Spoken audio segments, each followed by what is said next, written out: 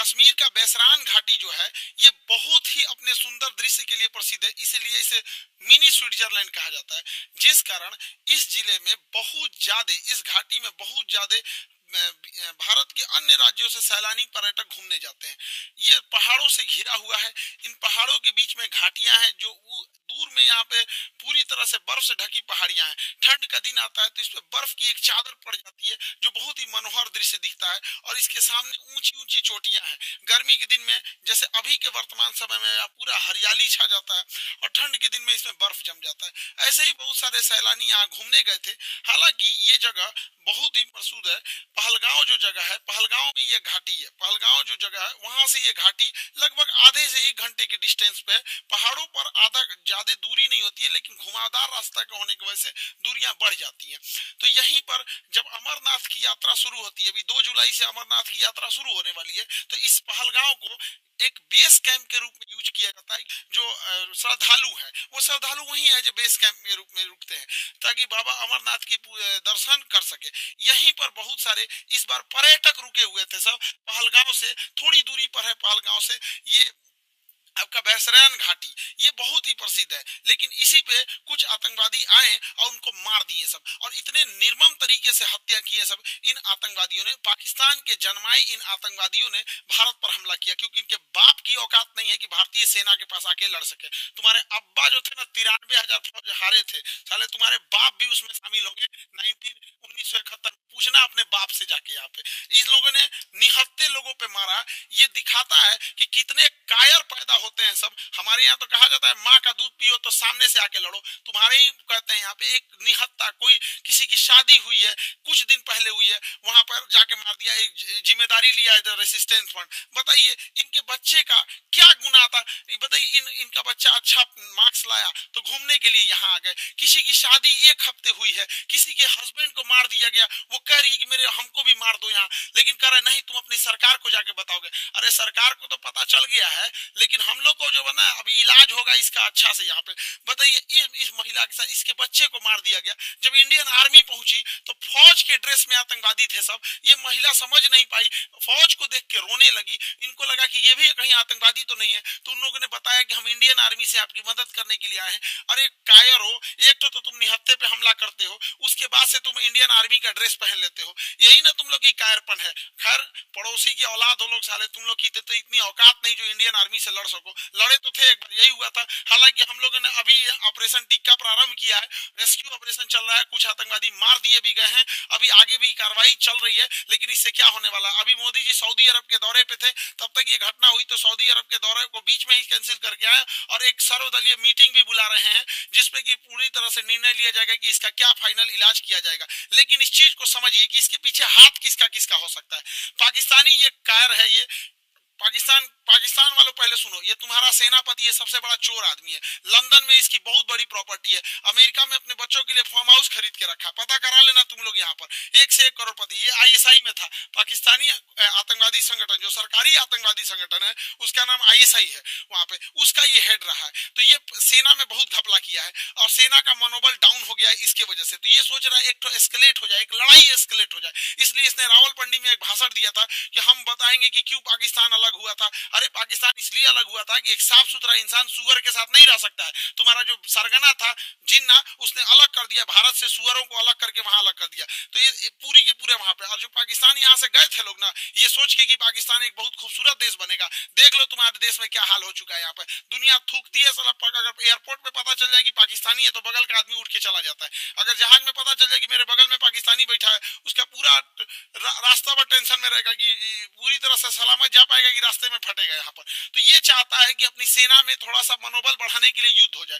दूसरा, पाकिस्तान में इसने क्या किया, इमरान खान को गिरफ्तार करा दिया। इमरान खान पहले क्रिकेटर थे, पूरी दुनिया घूमे थे, पाकिस्तान के अन्य प्रधानमंत्रियों की तुलना में ज्यादा सोच समझ रखने वाला था, तो इसको जेल में भेजवा दिया मेरे चचवा को। अभी यहाँ पे गृह युद्ध हो गया। तो आसिम मुनीर का यही सोचना है कि अगर भारत से थोड़ी बड़ी भी लड़ाई हो जाती है तो सेना ये अपना बन बजा लेगा कि देखो हम हैं तो पाकिस्तान को बचा के रखे हुए, वैसे भी पाकिस्तान मरेगा।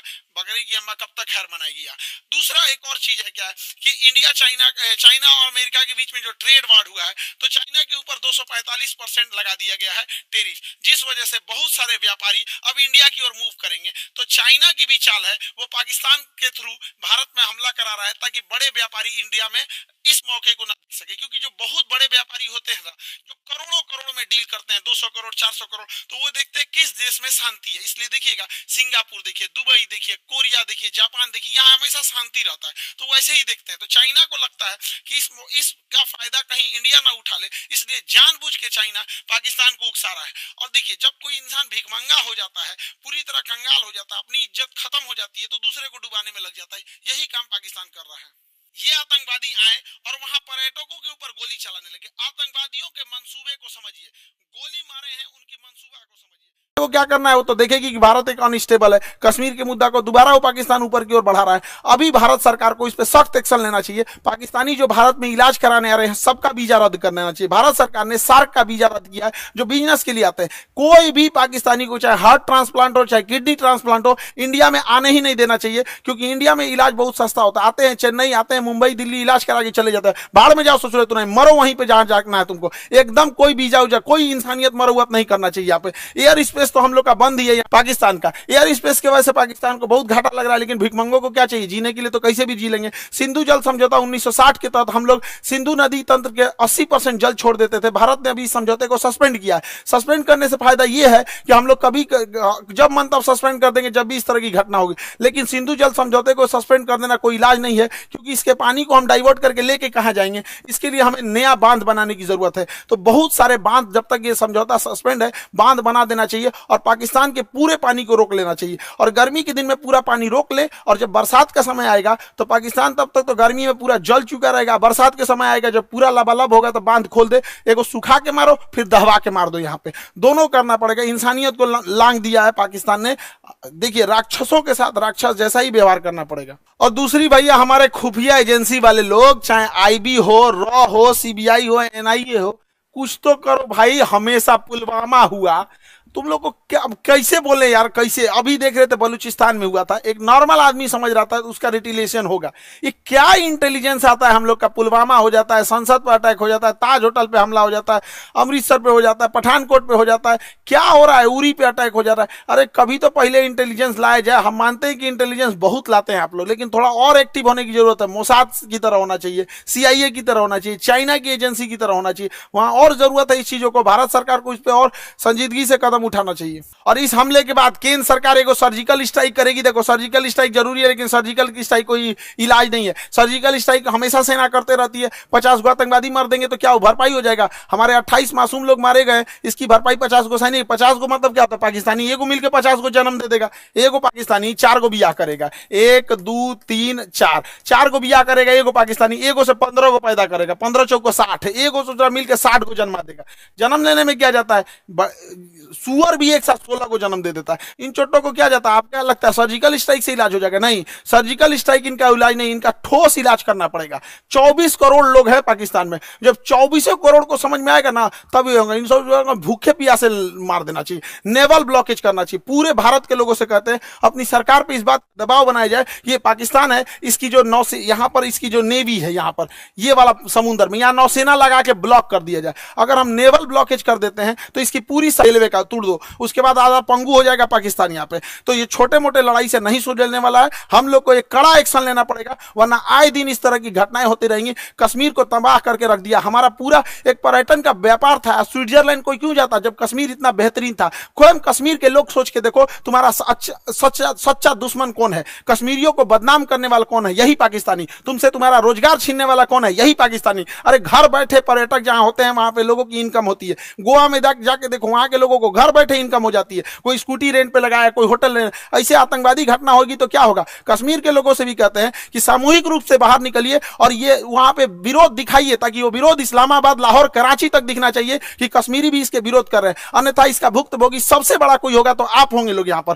कोई कौन भुगतेगा, जो लोकल लोग भुगतते हैं वहां पे अगर कोई घटना होती है तो। अब मारने की रही बात, हम लोग तो चुन चुन के मारेंगे लोग, चाहे किसी भी बिल में घुसे रहे लोग। 1971 मत भूलो, पाकिस्तान तुम्हारा एक टुकड़ा करके बांग्लादेश किए थे। अब अगला नंबर बलूचिस्तान का है। और सरकार से भी कहते हैं जिस तरह मुक्ति वाहिनी का खुला समर्थन करके बांग्लादेश बनाया गया था, उसी तरह बलूचिस्तान लिबरेशन आर्मी वाले को, बीएलए वाले भाइयों को, पूरे बलूचिस्तान वाले लोग को कहते हैं पाकिस्तान से अलग हो जाओ, हम तो आपके साथ हैं। जैसे मुक्ति वाहिनी के समय 1971 में साथ दिए थे, उसी तरह एक पाकिस्तान का दोबारा टुकड़ा होगा यहां से और बलूचिस्तान का निर्माण होगा। पाकिस्तान में जैसे इधर का निर्माण हुआ था, वरना अगर हाथ पे हाथ रख के बैठेंगे तो ये इलायचीदाना बराबर बांग्लादेश जिसको हम लोगों ने जन्म दिलाया था, ये आज हम लोग को आंख दिखा रहा है, ये पाकिस्तान आंख दिखा रहा है। ऐसे हाथ पे हाथ रखने से नहीं होगा, यहाँ पर एक कड़ा एक्शन लेना पड़ेगा। ये आतंकवादी किसी के नहीं हो सकते हैं, इन्हें कोई अगर अपना समझता है तो सबसे बड़ा बेवकूफ है वो है, क्योंकि सांप पालिएगा तो काटेगा ही काटेगा, ऐसा नहीं है कि केवल आपके पड़ोसी को काटेगा। जब ये पहलगांव में ये घटना हो रही थी तो उस समय सैयद आबिद नाम का एक घोड़ा चलाने वाला व्यक्ति, एक कितना ही पैसा कमाता होगा घोड़ा चलाने, इसकी बहन रोक रही थी कि आप मत जाओ, लेकिन ये बेचारा गया वहां पे। और जब आतंकवादियों ने लोगों पे गोलियां चलाने लगी, इतना बहादुर ये अपना घोड़ा छोड़कर आतंकवादियों से हथियार छीन लिया, कहा कि ये हमारे कश्मीर के मेहमान हैं, इन पे गोली मत चलाओ, हथियार छीन लिया। एक सैनिक ना होने के बावजूद इसको इतना हिम्मत था, छीन लिया, लेकिन दूसरे आतंकवादी ने इसे भी गोली मार दिया। आज बेचारे का पूरा परिवार, इस बूढ़ी माँ, इस बूढ़े पिता से क्या पूछेगा। पिता से जब मीडिया ने पूछा आप क्या कहना चाहेंगे, तो कहते कि बेटा चला गया, क्या कहेंगे, बेगुनाह था, बेगुनाह मारा गया। यहाँ पे सरकार से भी कहते हैं कि जितने लोग की इसमें शहीद हुए हैं उन लोगों को भी आर्थिक